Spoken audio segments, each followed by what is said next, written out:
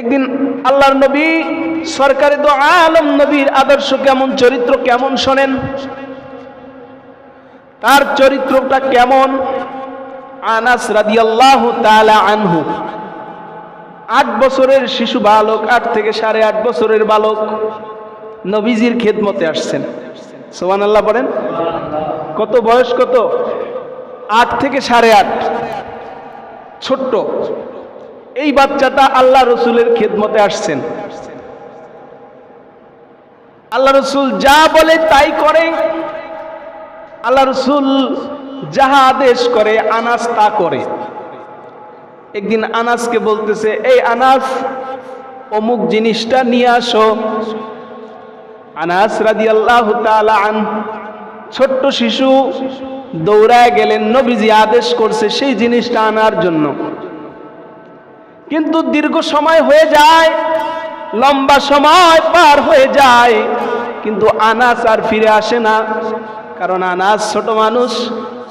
আনাস রাদিয়াল্লাহু তাআলা আনহু তিনি যেই জিনিসটা আনার জন্য গিয়েছিল ওই জিনিসটা ভুলে গিয়ে সে কাজের মধ্যে, সে খেলাধুলার মধ্যে লিপ্ত হয়ে গেছে। কারণ মানুষ তো ছোট, পথের মধ্যে দেখতেছে বাচ্চারা খেলাধুলা করে, সেও বাচ্চাদের সাথে মিশা খেলাধুলা শুরু করে দিছে।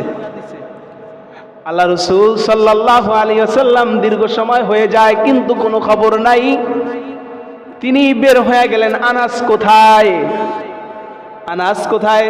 বের হয়ে গেলেন, খুঁজতে থাকলেন, খুঁজতে খুঁজতে যা দেখতেছে পথের মধ্যে কিছু বাচ্চারা, কিশোর বয়সের 8 থেকে 9-10 বছরের বাচ্চারা খেলাধুলা করে।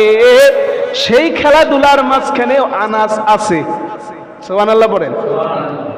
কিন্তু আনাস যে খেলতেছে, আল্লাহর নবী যায়া কিন্তু ডাক দেয় না, আনাস এদিকে আসো।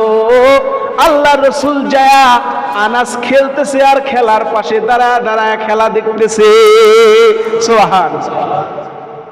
খেলা দেখতেছে, খেলতেছে, আনাস খেলতেছে আর নবীজি তাকায় তাকায় দেখতেছে। আশ্চর্য ঘটনা হলো, আনাস খেলতে খেলতে নবীজির চোখে চোখ পড়ে যায়।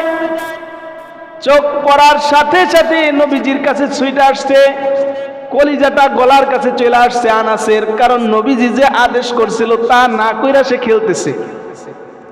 তার ভয় লেগে গেছে, মনে হয় নবীজি আমাকে হয়তো বা কিছু বলে ফেলবে। দৌড়ায় নবীজির সামনে যা দাঁড়াইছে, নবীজি মন্দ না বলে, গাল মন্দ না করে, ধাবার দমক না দিয়ে একটা মুস্কি হেসে দিয়েছে।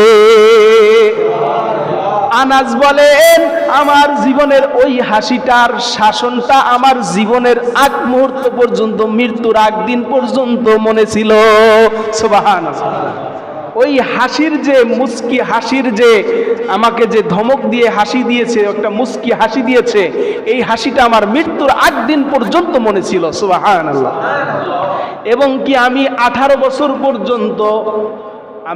বছর পর্যন্ত নবীজির খাদেম ছিলাম। কোনদিন আমাকে মন্দ বলে নাই, কোনদিন বলে নাই আনাস এটা করছো কেন, অথবা এটা করো নাই কেন। সুবহানাল্লাহ।